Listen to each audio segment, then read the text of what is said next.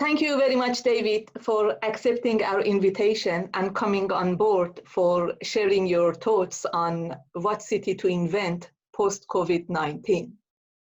As we know, cities are complex mega systems for which economic system, infrastructure, digital system, social system, all those different systems are working together in order to make a city functional. And I know that you have some ideas on changes we need for cities in order to face the challenges that we are already have faced. So it's great to have your opinion. Thank you very much. Over to you. Thank you. Thank you for the opportunity. It's a pleasure to be here talking to you. And regarding your question, I think that one of the main conclusions that we can already have about COVID-19 crisis is that this situation highlighted what we already had as most fragile situations within our way of living, with our societies, with our working relations, and this all happening in the cities, of course. One of the things that I believe that we should think about after this period of this pandemic period is how to robust those systems that we found as most fragile during this situation. We are talking about social care. We are talking about public transportation. We are talking about the way we live the public spaces. And we are talking about our working conditions also. And I think that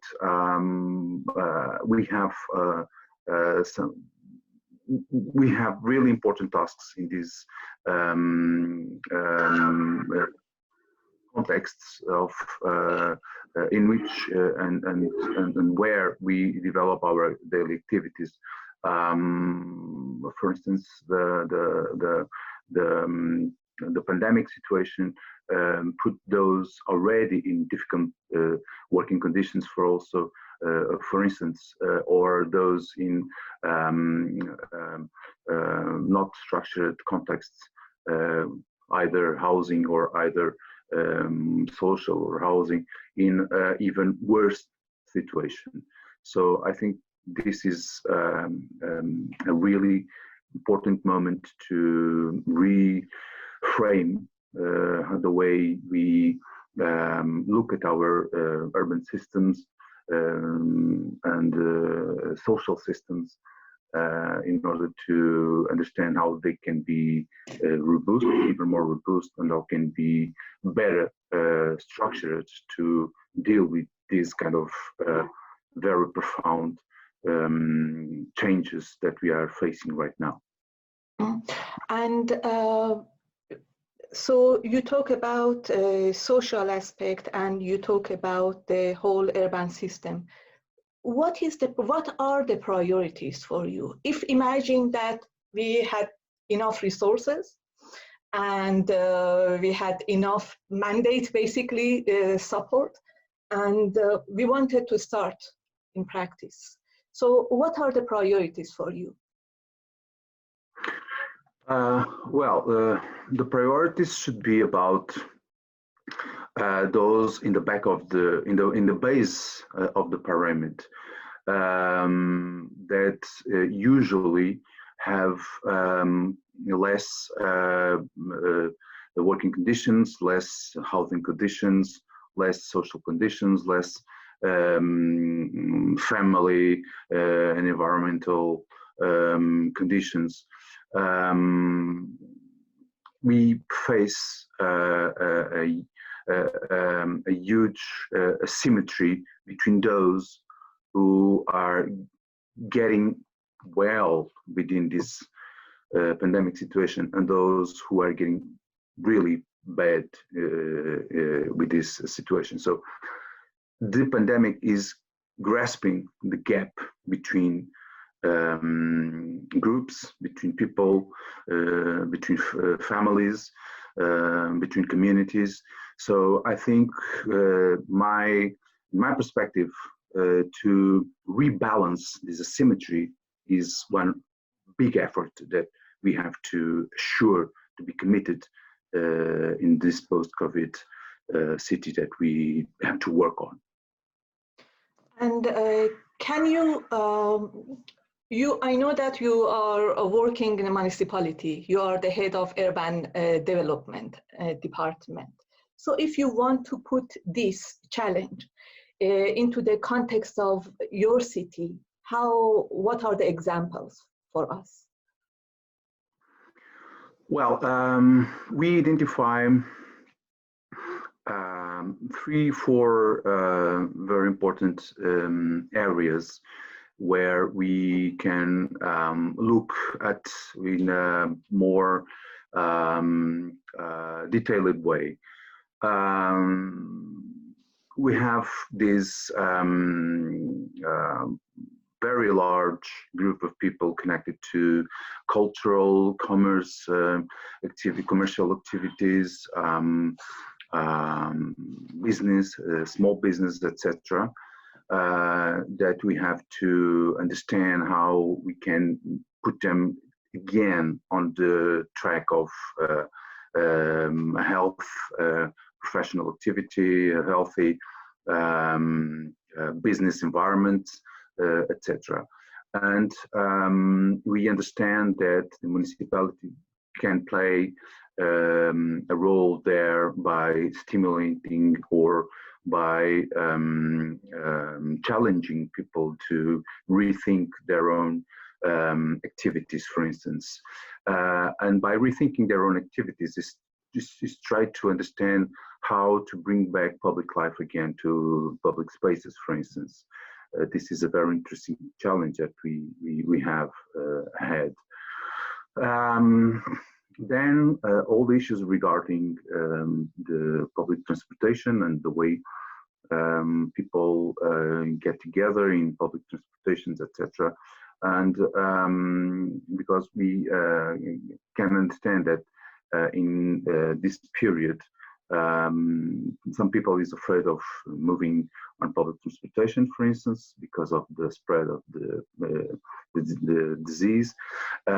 We have to think about how to reformulate the image, the perception of people regarding public transportation, for instance, and how we can create smaller networks of public transportation, for instance, smaller routes, for instance, regarding public transportation, because this can imply less people on the public transportation, but we have to unfold larger, more public transportation service, for instance.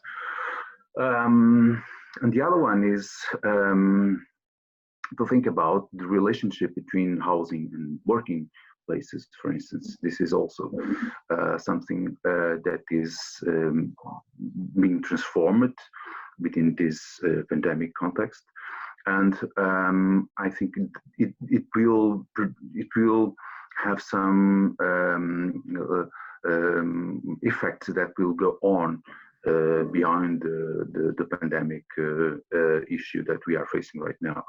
So this will bring new challenges regarding the way people face their homes and the places, the working places, and of course this is connected with public transportation also, and with the activities, the professional and the activities, the business, etc. that people will be able to bring back again from the previous situation that we had before the pandemic, and even more important, the new ones that will come up from as a result of this situation. This is a big challenge, not only to look back, and say, I really miss that and I really want that. It's okay. It's something that we all want to go back to some kind of previous reality that we have. But okay, that's important. But okay, but new things come up with this pandemic. So let's not ignore them, and let's try to understand how we can improve things and we can go further with the consequences of the pandemic. I think this is a big challenge, and this is something that we really have to think about as a collective challenge, as a societal challenge, if you want, to look at the results, to the consequences, to the impacts of the pandemic, and say, okay, this is what happened, so we have to go on from this point on, and not just want to go back, because the reaction is, we want to go back. We want to go to a previous stage. Yeah, we want that. But the future is on, not looking back.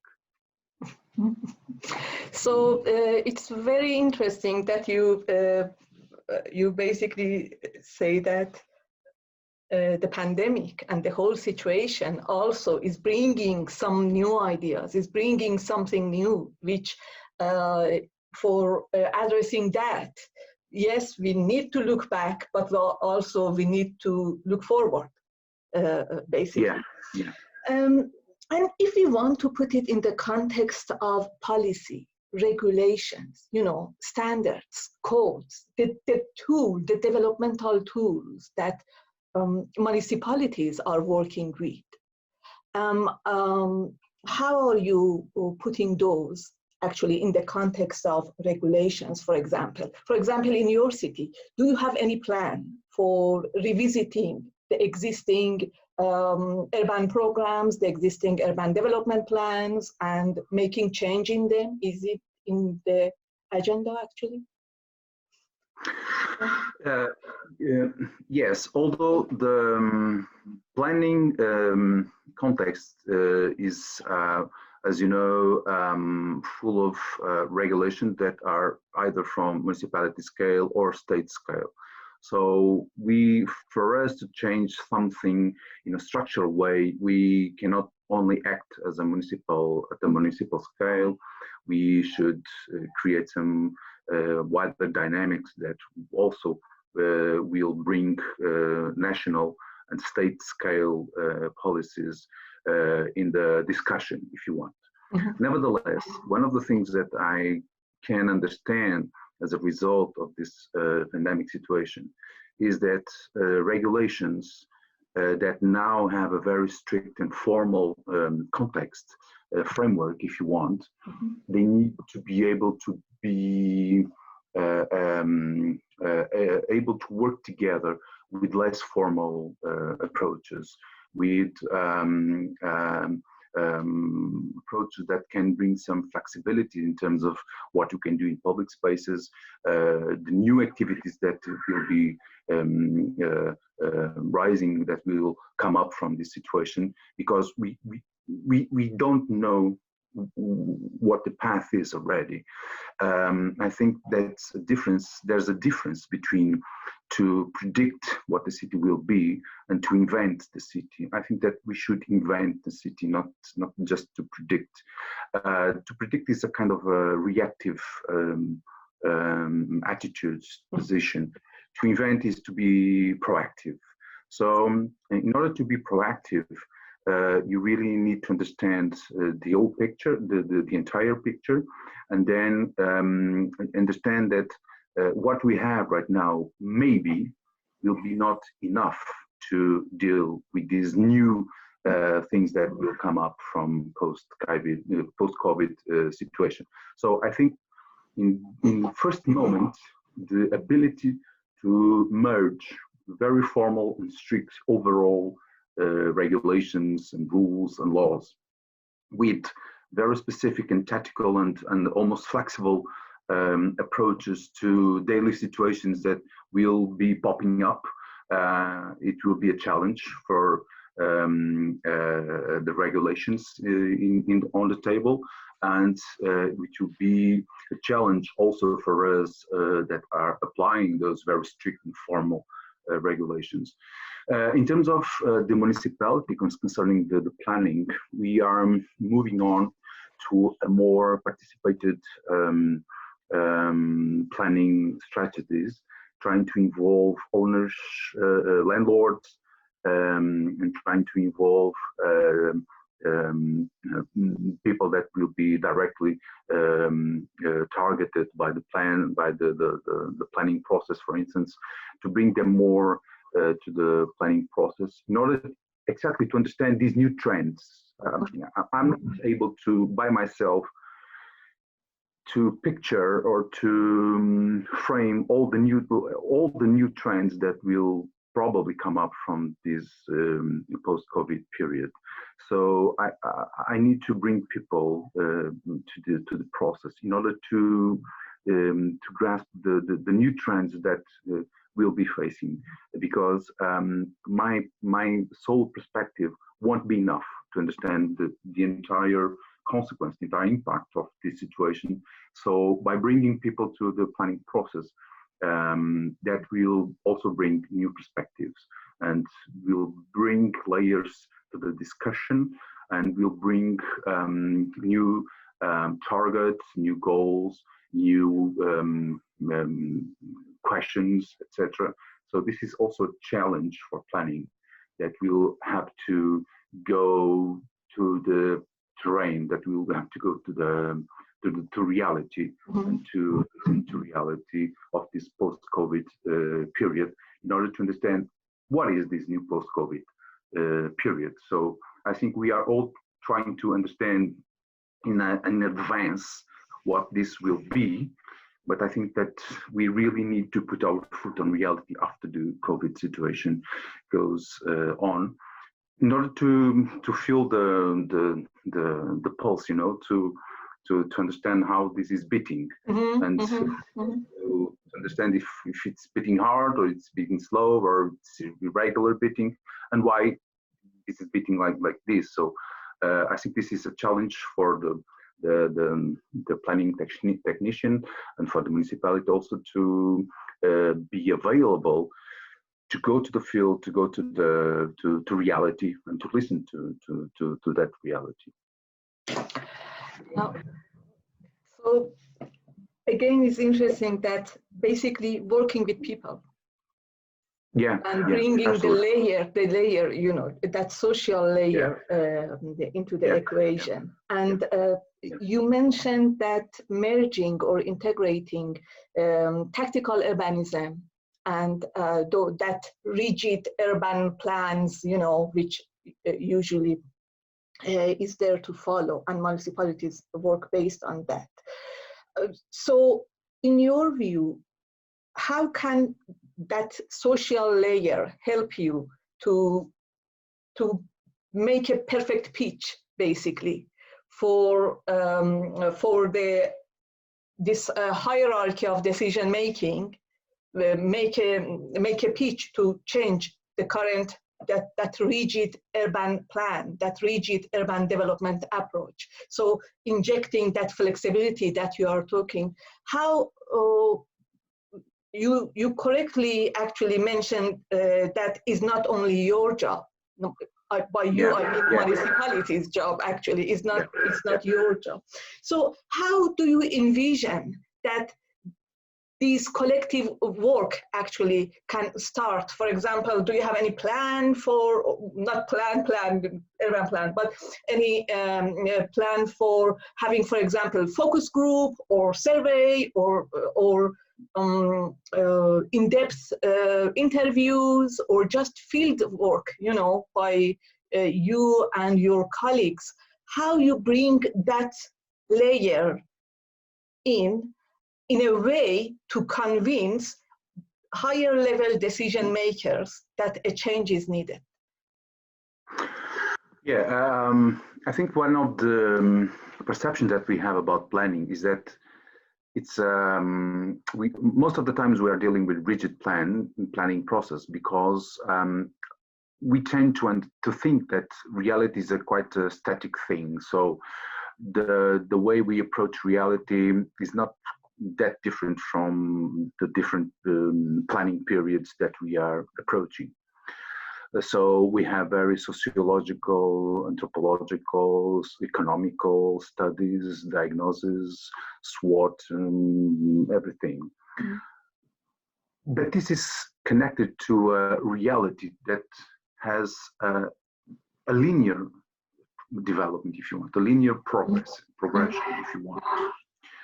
What we are facing right now is that this linear progression of our daily life, in a way, changed very drastically. Imagine that this is a regular beating of a heart, and all of a sudden the heart, and this provokes this kind of big vibration in reality. So we don't know exactly. We know what causes this vibration of the rhythm, but we don't know exactly. We know the causes. We are trying to understand now the impact. We have this overlook of the impacts, the economical, the financial ones, but we don't have big perspectives about the social impacts of this the vibration in the rhythm of our daily life. For instance, in old people, it's really causing daily challenges and difference in how old people live their lives now. Young people, the same. The social life and the social network of a young girl or a young boy right now is quite reduced because of the difficult to go and to make these social encounters, etc. So we are facing really new challenge to understand what is this all about. So in order to do this recognition, to recognize what is really changing and what is going on for the future, not for what is happening right now, but what remains in the future, we have to think about how to create a bigger commitment between the planning process and the groups and the communities and the people that those planning processes are attending to. You understand? So how we can bring these plural perspectives and plural views of the problem to the planning process. And so this is, as you mentioned, an effort that will tend to make a wider commitment with people in terms of participation. Participation cannot be any more just a moment within the process planning, within the planning process, sorry, where people goes there, I present the planning, and yeah, okay. So if I have some questions, I will make some questions, and then we just go on with our lives. No, because our lives is not anymore the same that we had previously. So it's not that stable anymore. So we have to do an effort to make the real questions, to make the questions that really matter, and to bring the people that really were in fact affected by this problem, and to help us to reframe this new idea of reality. I think that more than go back to a certain reality, we have to understand this new reality that we have, and this will make us more close, those planning and those participating in planning process. And obviously co-creation is a very important word here, and with different scales of co-creation, because planning usually is thought to a wider scale. You know, it's if you put a plan in, and that plan will resolve everything. Okay, you plan, you have everything set. Okay, I don't think that will work anymore. I think we can have a strategical plan where we can address the major issues, but then we have to unfold to detailed levels of planning where we can bring those more tiny things, you understand, those more tiny perspectives and problems that are from a group of people or a community, and not of the big picture, you understand? So this kind of harmonic thing that we will go in between the big picture and the very focused picture, the big picture and the very focused picture, knowing that this very focused picture is not only one very focused picture. It's several focus pictures that we will have to address from this perspective, big perspective. This is a huge challenge for planning. It is a huge challenge for planning, and actually you are advocating participatory planning, which and the concept of co-creation and having multiple voices for envisioning the future of a city that is acceptable by all, that is appreciated by all. And that's fascinating. So personally, I'm very interested to have a follow-up talk actually after, I don't know, a year or in a time frame, I don't know. 2 years is too long, but a year I think is good to see how are you doing with your ideas and with your plans for the city. That's great. Thank you very much, David. So. I'm sure. And the thing that, you know, the recognition of this need, I think, is the very important step to take. And thank you very much. My pleasure.